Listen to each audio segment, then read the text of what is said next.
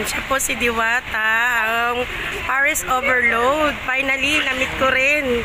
Ikaw pala. Ayan. Ang Diwatang kay ganda.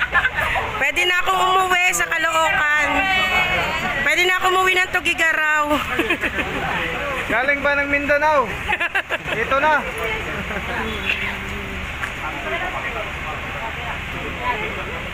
Grabe. Pwede na umuwi uwian at busog na. Kagabi galing din ako rito eh. Tapos ngayon bumalik. Busy-busy po. Dikling ka na, Dik. Pwede naman, sige, ano pa yun? Dito ako sa ano, pisto ko. Sige, sige. Ang saya. Matang likot mo, Dik. O, di ba sulo si ate?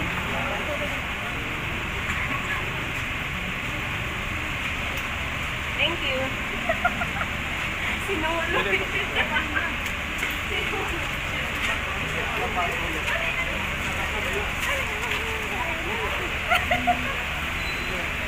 Kape muna ako. Paalmusal muna ako.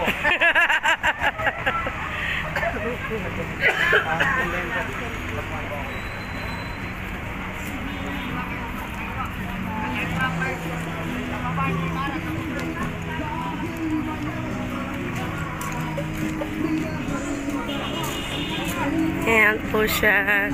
Grabe. Hindi po nasayang ang ating oras, araw. Finally, nakita at na-meet po natin si Diwata.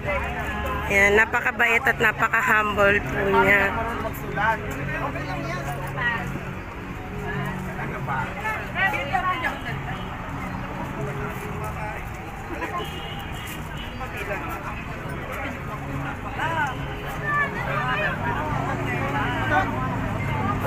Talaga may ganun po yan.